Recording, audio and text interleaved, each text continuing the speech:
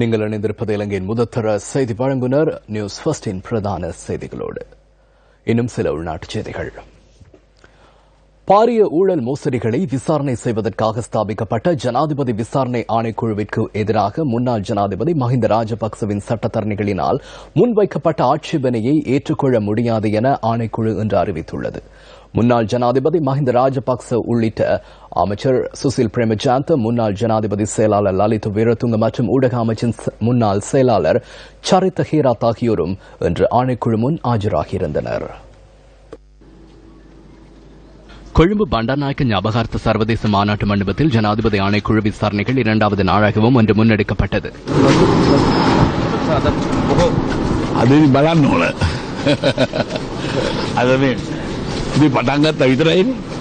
மேல்மாகாண சபை உறுப்பினர் உபாலி குடிக்காரவுக்கு ஆணைக்குழு நடவடிக்கைகள் இடம்பெறுகின்ற வளாகத்திற்கு செல்வதற்கு போலீசார் இடமளிக்காமையினால் அங்கு இவ்வாறானதொரு நிலை ஏற்பட்டது.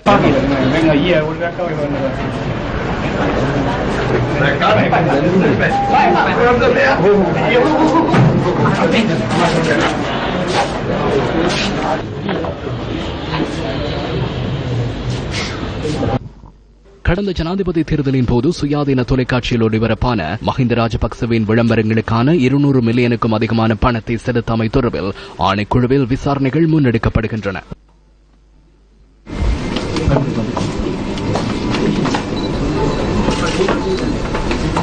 இந்த சந்தர்ப்பத்தில் பாராளுமன்ற உறுப்பினர்கள் உள்ளிட்ட மேலும் பலர் பிரசன்னமாகியிருந்தனர்.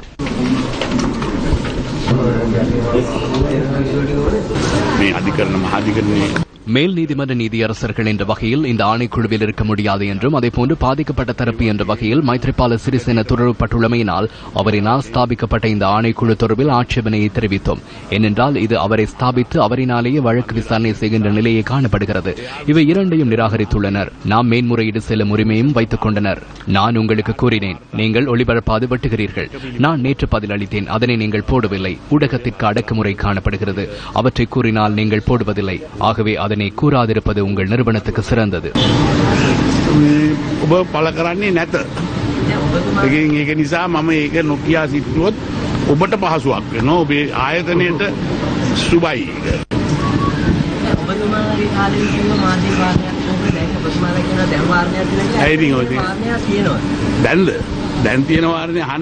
தற்போதுள்ள அடக்குமுறை குறித்து கேளுங்கள். உங்களின் பெரியவர்களை வாரத்திற்கு எத்தனை தடவைகள் அழைக்கின்றனர்? அழைத்து கூறுகின்ற விடயங்கள் சிறந்தது.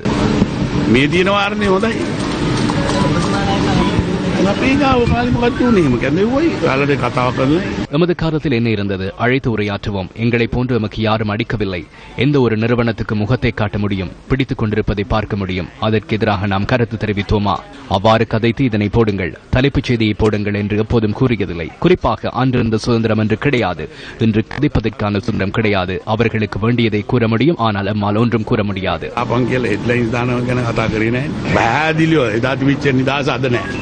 කතාවට දීලාස එයාලට ඕන දෙයක් කියන්න පුළුවන්. අපිට කියන දෙයක් බල කරන්න. යම් සමාගම් මගින් ஒரு நிறுவனம் பிரசாரம் செய்துள்ளது. அதில் செலுத்த வேண்டிய நிலுவைத் தொகை உள்ளது. முதலில் அந்த நிறுவனத்திடம் கேட்க வேண்டும்.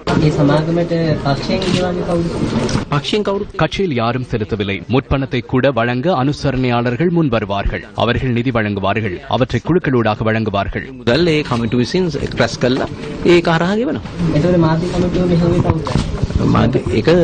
அதனை சாட்சி விசாரணையின் போது கண்டுபிடிக்க முடியும். எனது சாட்சியின் போது குழுக்கள் பிரிந்து செயற்பட்டதாக கூறினேன். ஊடக பிரசார குழுவில் டலஸ் அலஹப்பெருமை இருந்தார். ஆனால் பாரிய குழுவுடன் தான் செயற்பட்டார்.